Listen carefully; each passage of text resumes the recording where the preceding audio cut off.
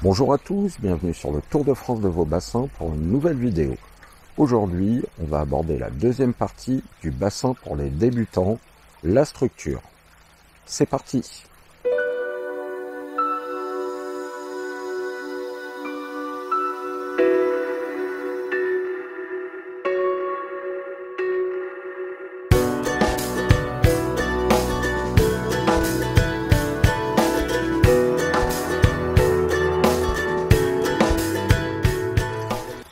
Alors, après avoir abordé dans la première partie son emplacement et sa forme, nous allons donc voir ici les différentes solutions qui s'offrent à vous quant à sa structure.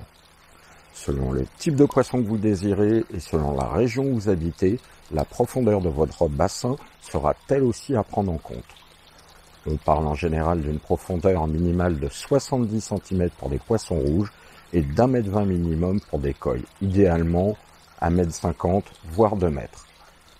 L'eau chauffe plus rapidement sur de faibles profondeurs, donc favorise aussi la pousse d'algues et un bassin moins profond subira plus vite les variations thermiques. Autre point, évitez trop de paliers.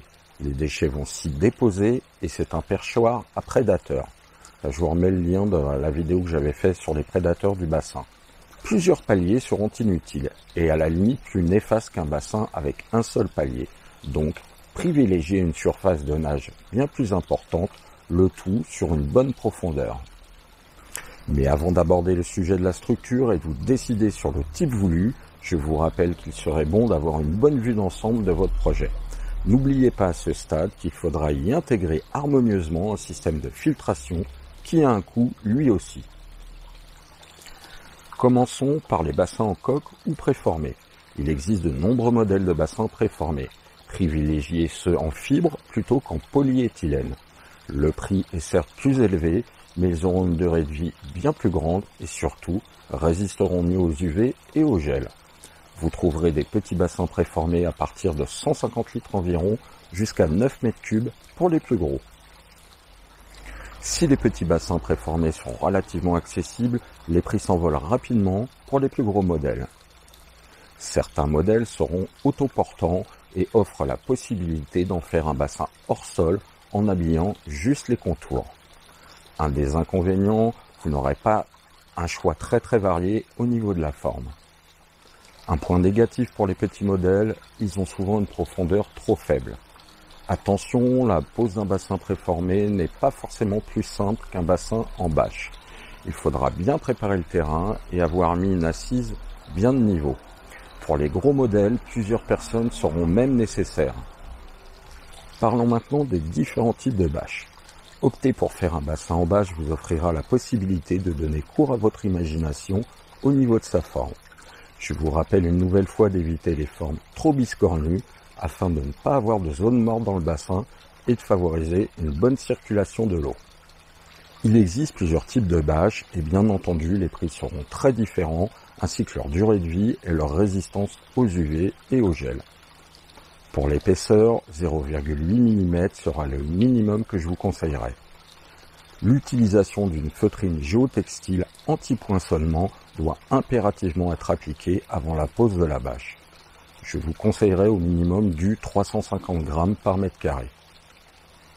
La bâche en PVC. Le PVC a l'avantage d'être très bon marché par rapport aux autres types de bâches, mais il sera plus dur à poser car il n'est pas élastique. Il a une durée de vie de 5 à 10 ans en moyenne selon l'épaisseur.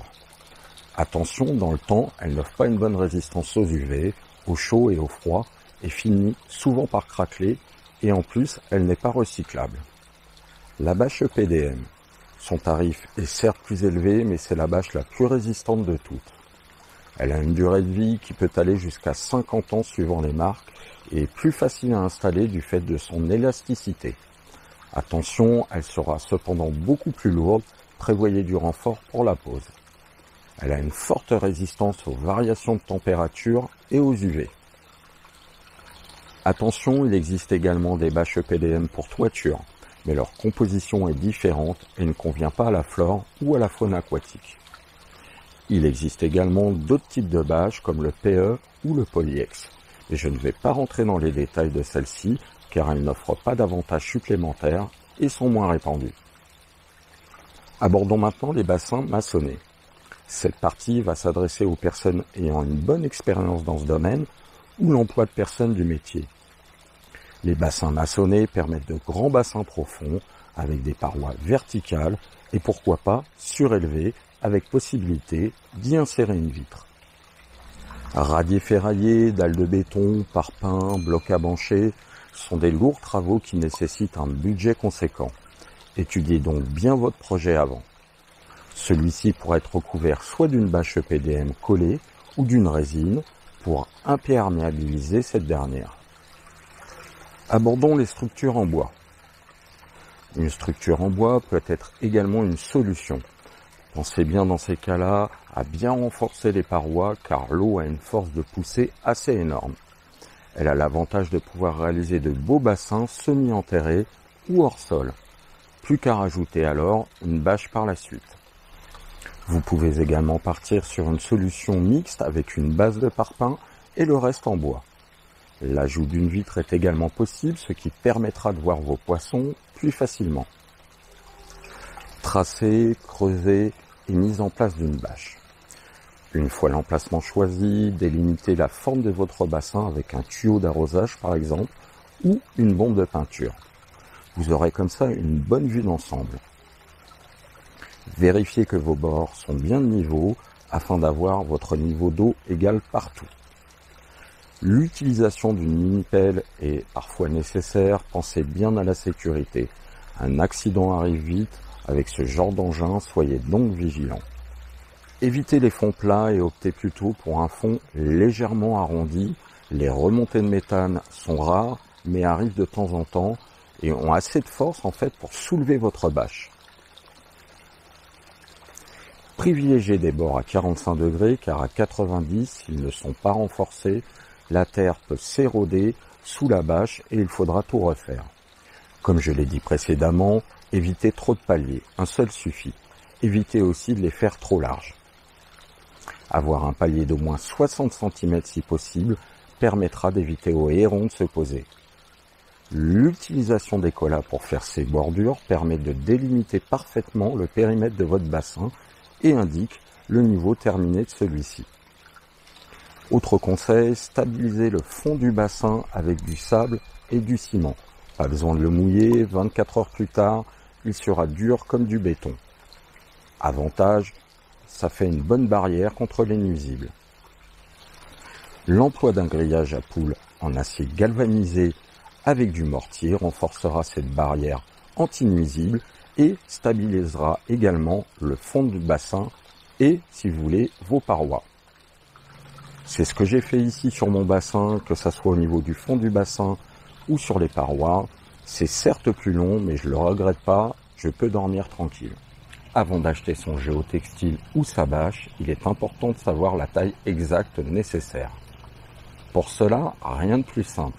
Vous prenez une ficelle ou une corde, faites-la courir en long et en large en épousant correctement la forme de votre bassin. Mesurez chaque longueur et chaque largeur en ajoutant 50 cm et vous obtiendrez donc la mesure précise de la longueur et de la largeur à acheter. Avant la pose, retirez tout ce qui pourrait percer la bâche, cailloux, racines, etc. si vous n'avez pas stabilisé le fond avec du sable et du ciment. Appliquez une couche de géotextile et ou feutrine anti-poinçonnement, je conseille au minimum du 350 g par mètre carré. Ensuite, vous pourrez donc poser votre bâche, qu'elle soit en EPDM ou en PVC. Une petite astuce, laissez celle-ci chauffer au soleil avant la pose, cela permet à votre bâche de se ramollir et donc d'être plus facile à poser. Pliez la bâche avant d'une manière à être déployée sans devoir la bouger. Ensuite, déterminez l'emplacement exact où elle devrait être déposée dans le bassin. Attention, une bâche EPDM est très lourde, environ 1 kg du mètre carré, donc prévoyez du monde pour vous aider. Évitez au maximum les plis, commencez à remplir le bassin tout en tirant au fur et à mesure sur votre bâche. Certains malheureusement seront inévitables.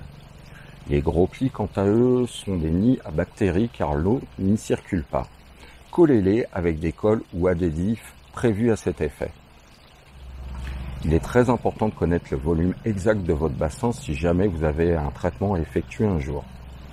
Pensez donc à faire le relevé de votre compteur d'eau avant et après le remplissage du bassin. Autre chose, la sécurité est très importante au niveau électrique. Pensez à avoir un différentiel très sensible et également à protéger votre bassin d'un accident avec les enfants. Voilà, la deuxième partie du bassin pour les débutants est terminée. On se retrouve bientôt pour la troisième partie. En attendant, je vous rappelle que vous pouvez retrouver ce tuto au format PDF sur mon site internet. Je vous redonne l'adresse www.bassinAAZ.fr. Je remercie également mon tuto groupe, c'est-à-dire Michel, Cédric, Denis et Jean-Luc, pour leur aide précieuse. Vous avez des questions à propos de cette vidéo, n'hésitez pas à me les poser dans les commentaires. Si vous aimez également mes vidéos, n'hésitez pas à vous abonner à ma chaîne YouTube en cliquant sur le petit bouton juste en dessous. Quant à nous, on se retrouve bientôt pour la troisième partie et pour d'autres vidéos. Prenez soin de vous et à bientôt. Bye!